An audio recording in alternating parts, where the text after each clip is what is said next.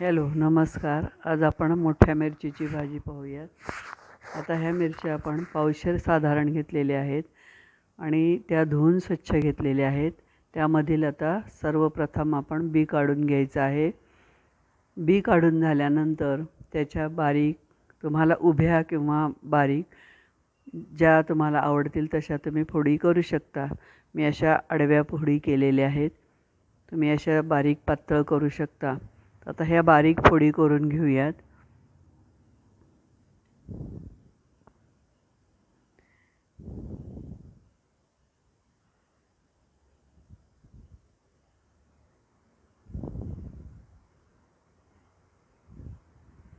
हे बघा, सगळ्या मिरच्या आपण चिरून घेतलेल्या आहेत. आता त्यासाठी एक छोटा बटाटा, त्याची सालं काढून त्याच्या बारीक फोडी करून घेतलेल्या आहेत. त्या आता आपण 1-2 पाण्याने धुवून घेऊयात आणि थोडंसं पाणी परत वाटीमध्ये घालून ठेवायचं आहे, कारण तो बटाटा काळा पडू नये म्हणून आपण त्यामध्ये पाणी घालायचं आहे. तुम्ही बघू शकता. आता परत आपण त्यामध्ये पाणी घालून ठेवूयात. आता गॅसवर कढई ठेवलेली आहे. कढई तापल्यानंतर त्यामध्ये 1.5 चमचा तेल घालायचं आहे आणि तेल तापल्यानंतर 1 चमचा मोहरी घालायची आहे.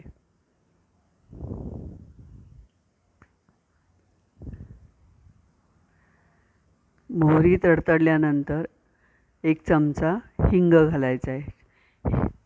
1 चमचा हा छोटा चमचा आहे.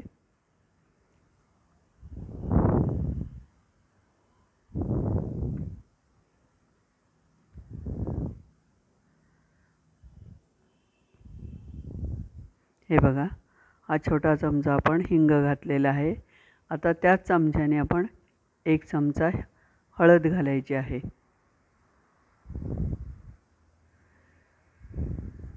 आणि त्यामध्ये आपण बारीक चिरलेली ही मिरच्याच्या फोडी सगळ्या घालून घेऊयात आणि त्या परतून घ्यायच्या आहेत. थोडंसं परतून झाल्यानंतर मग त्यामध्येच आपण बटाट्याच्या फोडी पण घालणार आहे.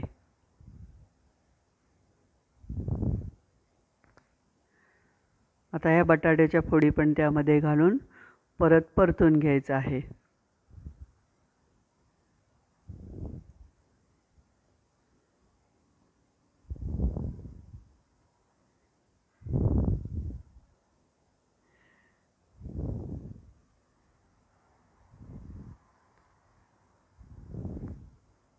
आता या कढईवर थोडा वेळ झाकण ठेवूयात, जेणेकरून त्याला वाफ येईल.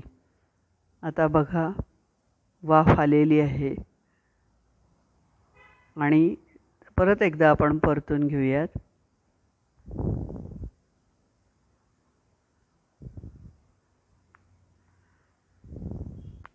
आता त्यामध्ये चवीनुसार मीठ,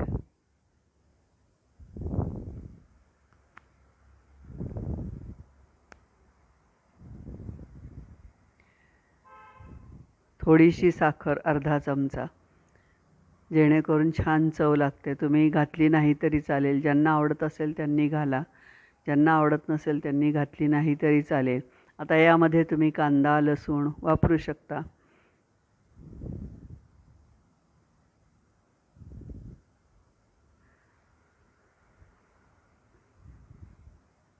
आता परत झाकण ठेवलेलं आहे.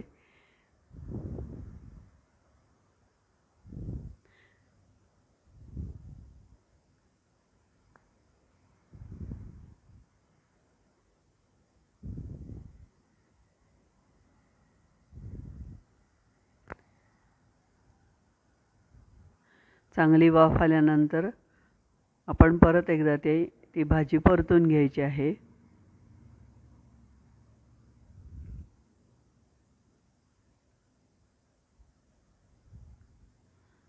आता एकदा परत आपण परतून घेऊयात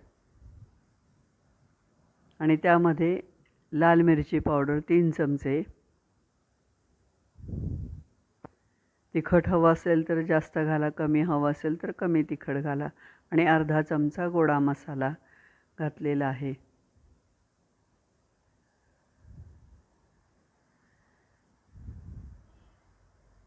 आता परत एकदा त्याच्यावर झाकण ठेवून वाफ येऊ देऊया. आता बटाट्याच्या फोडी काही शिजत नाहीत, त्यामुळं अर्धी वाटी त्यामध्ये पाणी घालायचं आहे आणि परत एकदा झाकण ठेवायचं आहे, जेणेकरून बटाट्याच्या फोडी छान शिजून निघतील. आता तुम्ही बघू शकता आपल्या बटाट्याच्या फोडी पण छान शिजलेल्या आहेत आणि भाजी पण छान शिजलेली आहे. आता थोडा वेळ परतूयात आणि त्यामध्ये 1 चमचा, मोठा चमचा शेंगदाण्याचं कूट,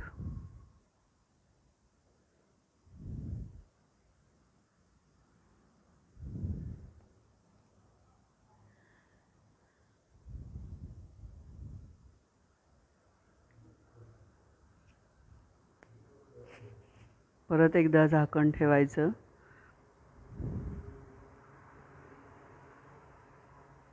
अशी ही आपली भाजी आता तयार आहे.